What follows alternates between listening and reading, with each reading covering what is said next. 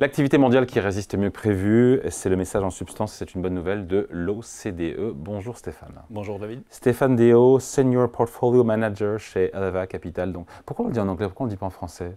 Gérant de portefeuille senior. Bah, si vous voulez, oui. Chez Eleva Capital. Mais vous avez un tellement bel accent en anglais que c'est beaucoup mieux en anglais. L'OCDE, non c'est l'OCDE, on va le dire en français. En anglais c'est OECD, non? OECD. C'est ça. Bon, qui a publié hier ses nouvelles prévisions de croissance pour l'ensemble de l'économie mondiale. On est à 3,2% pour cette année. Rien de catastrophique. Comment on explique que la croissance mondiale résiste malgré la géopolitique, malgré plein de sujets? Alors on a 3,2 cette année et ils ont 3,2 aussi l'année prochaine en prévision. Donc je suis désolé, il n'y a pas grand-chose de très excitant, mais dans un sens... Non, mais il n'y a pas de décrochage, il n'y a pas de catastrophe. Non, il n'y a pas de décrochage. Je pense qu'il y a... À l'échelle du monde, d'ailleurs, 3,2, c'est pas ça que moi j'ai des souvenirs des années où on faisait 5% de croissance mondiale. Ouais. C'est quand même pas un rythme de croissance très rapide non plus à l'échelle de ce qu'on a pu connaître. Non, c'est à peu près la tendance.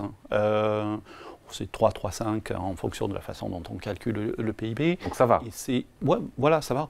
C'est une croissance qui est moyenne, mais une fois de plus, ça veut dire qu'il y a peu de risques, ça veut dire qu'on est à la tendance, qu'on est revenu à l'équilibre. C'est plus sain. Pardon? Et c'est plus sain. Oui, tout à fait. L'OCDE cite essentiellement deux choses. Le premier point, c'est que il ne vous a pas échappé qu'on a eu une poussée d'inflation récemment. Ah bon? Si. Ça a baissé, les salaires ont réagi avec du retard. Et donc les deux courbes sont en train de se croiser. Ouais, vous avez les salaires qui... Plus d'un an déjà. Voilà, exactement. Et donc, si les salaires progressent plus vite que l'inflation, vous donnez du pouvoir d'achat et donc la consommation tient plutôt pas mal un peu partout dans le monde. Alors après, il y a des différences par région. Ça tient bien, c'est robuste dans pas mal de pays. 2,6% de croissance cette année aux États-Unis, 2,9% au Brésil, 6,7% en Inde, autant en Indonésie. Ouais. Voilà, il y a des pays pour qui tout va bien. Oui. Donc la consommation, et la consommation, c'est à peu près les 2/3 du PIB. Alors c'est un peu plus aux États-Unis, c'est peut-être un peu moins en Europe, mais c'est la composante principale. Donc à partir du moment où vous avez une consommation qui tient de manière à peu près correcte, c'est difficile d'être pessimiste sur le PIB.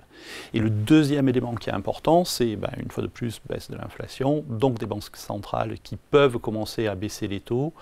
Et alors moi je suis 53 banques centrales dans le monde, c'est le 6e mois de suite où on a plus de baisse que de hausse de taux. Donc des banques centrales dans le monde qui haussent leurs taux? Oui, il y en a quelques-unes, c'est très rare, mais il y a une banque centrale qui s'appelle la Banque du Japon, par exemple. Oui, c'est vrai ça, vous avez raison. Qui monte les taux. Ils sont à zéro en même temps. Donc Oui, voilà, et puis ils ne les montent pas de manière furieuse. Oui. Donc non, on est sur une baisse de taux qui est synchronisée d'à peu près toutes les banques centrales du monde. Ça ne va pas très vite, mais ça redonne du pouvoir. Ouais. De rebond à l'économie. Donc, pour moi, c'est les deux éléments principaux qui et cette inflation qui se calme. L'OCDE qui dit que l'économie mondiale est à un tournant. Je me suis dit, mais un tournant, mais c'est négatif ou positif de dire ça? Non, je pense que c'est... Un tournant de quoi? C'est positif. Enfin, le tournant, c'est-à-dire qu'on a eu des chocs extrêmement importants. On a eu et on en sort. Et on en sort. Donc c'est plutôt une bonne chose. Donc pour moi, oui. Alors, pour être honnête, ce qui est intéressant, je trouve, dans les prévisions de l'OCDE, une fois de plus, 3,2 et 3,2, c'est pas très excitant, mais il y a des différences assez fortes de dynamique d'une zone sur l'autre. Ils ont par exemple un ralentissement qui est assez marqué aux États-Unis. On était à 2,6, à 2,6 cette année, on passe à 1,6 l'année prochaine. Ouais. C'est pas une catastrophe, loin de là, mais vous voyez, dans nos zones euro, on est à la traîne, on est à 0,7 en zone euro, et la France fait un peu... Oui, mais on passe à 1,3 l'année prochaine. Ouais. Donc, en gros, on est effectivement sur cette anne, la zone euro est très loin des États-Unis, mais d'après l'OCDE, on revient, on reconverge. On reconverge pas mal. Je ne suis pas sûr d'être complètement convaincu, mais on verra. Bon. Mais je pense que la dynamique par région est plus intéressante en fait que le total, qui, une fois de plus, est une croissance à la tendance. Ouais. Croissance donc à la tendance, croissance au potentiel. Le seul point noir dans le rapport de l'OCDE d'hier, ce sont les finances publiques. On ne parle pas de la France spécialement, mais la situation est critique dans beaucoup de pays. Ouais. Comment on l'explique? On l'explique tout simplement parce que pendant la période Covid, il y a énormément de pays qui ont mis l'économie sous cloche, c'est-à-dire qui ont énormément augmenté les dépenses pour permettre aux entreprises de passer la période de fermeture de l'économie, etc. Et donc vous avez un stock de dette qui a énormément augmenté et un déficit qui était très élevé. Ouais, et les taux d'intérêt vont baisser, donc ça sera plus... Oui, et puis vous avez eu une longue discussion avec Denis tout à l'heure, donc on ne va pas revenir sur le cas français. Denis général de Rexecode, ouais. Voilà. Mais il y a beaucoup de pays qui ont enlevé les mesures exceptionnelles de cette période-là et donc qui ont un déficit qui est revenu plus bas. Le problème, c'est que entre-temps, vous avez stocké énormément de dettes, donc votre marge de manœuvre est beaucoup plus faible maintenant. Plus vous avez de la dette... Ouais. Donc ce n'est pas un sujet franco-français. On s'excite beaucoup sur le déficit des dettes françaises, mais non, à l'échelle de la planète, il y a un sujet sur les finances publiques. Incontestablement. Vous avez 6% de déficit aux États-Unis à l'heure actuelle. Ouais. Et vous avez... alors soit c'est Kamala Harris qui gagne, et vous n'aurez probablement pas de réduction du déficit, soit vous avez Trump qui gagne, et vous n'aurez probablement pas de réduction du déficit. Donc ce n'est pas un sujet purement français. Le problème, c'est que la France... a été particulièrement prudente sur la réduction du déficit, pour le dire gentiment, alors que d'autres pays ont fait le travail de manière beaucoup plus proactive et donc sont dans une situation qui est maintenant meilleure. L'ensemble de la zone euro est sous 3% cette année et l'année prochaine. Je veux dire, on est à 6, tous les copains en Europe sont en dessous de 3. Oui, c'est ça. On fait les efforts, nous... Oui. Les Allemands, comme d'habitude. On aime les Allemands, qui sont les plus vertueux. Les Portugais, les Espagnols ont fait des efforts admirables. Les Italiens ont encore un déficit qui est important, mais il y a une grosse différence entre la France et l'Italie, c'est que le déficit français est très largement structurel, alors qu'en Italie, il y a certaines mesures qui sont encore héritées de la période Covid ou post-Covid, qui pourraient être enlevées de manière assez facile. Et ils peuvent gagner assez facilement 1 ou 2 points de déficit. Donc oui, effectivement, c'est une longue réponse pour vous dire que la France est un petit peu esselée en Europe à l'heure actuelle en termes de trajectoire de déficit. En 30 secondes, juste la Chine, on l'a évoqué rapidement hier avec ce plan de soutien à la fois monétaire et budgétaire. Ça peut relancer, ils visaient qu'à 5% de croissance, ils n'y seront pas. Bon, c'est les chiffres officiels, vous direz, ça vaut ce que ça vaut. Mais ça peut repartir en Chine. Est-ce qu'il y a une prise de conscience de Pékin ou on est vraiment à la marge sur le soutien à l'activité ?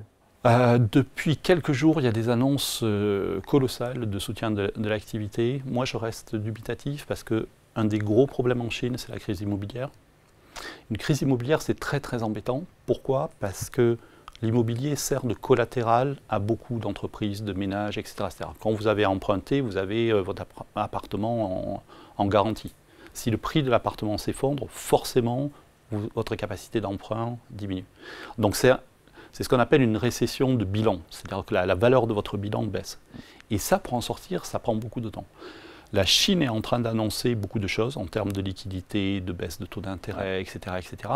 Mais si vous êtes un développeur immobilier, si la valeur de votre parc immobilier a été divisée par 2, je peux mettre les taux à 0, c'est pas ça qui va vous faire repartir.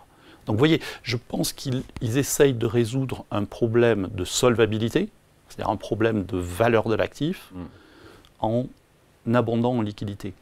Et ça marche. Je suis assez j'espère me tromper, mais je suis assez dubitatif. Et le consommateur chinois qui est déprimé il est toujours déprimé parce qu'il a un appartement qui vaut beaucoup moins. Donc, il l'a payé 100 et ça vaut 50. Voilà, et il a probablement un emprunt qui vaut encore 60 ou 70 ou 80. Et donc il est, comme on dit en bon anglais, net equity négative. C'est-à-dire que la valeur de son emprunt est supérieure à son capital. Et donc ce qu'on voit à l'heure actuelle, c'est des ménages chinois qui ne consomment pas parce qu'ils ont peur, qui n'investissent pas dans l'immobilier parce qu'ils ont des pommes, et donc qui ont peur de la bourse et qui n'investissent pas non plus dans l'économie réelle. Et donc qui parquent leur épargne sur des taux d'intérêt. Et là, il n'y a pas d'inversion de tendance, même malgré ce que fait le gouvernement de Pékin. Alors c'est beaucoup trop tôt pour le dire, parce qu'une fois de plus, les mesures pour l'immobilier qui ont été annoncés, c'était lundi, mardi. Donc on est vraiment au début du début.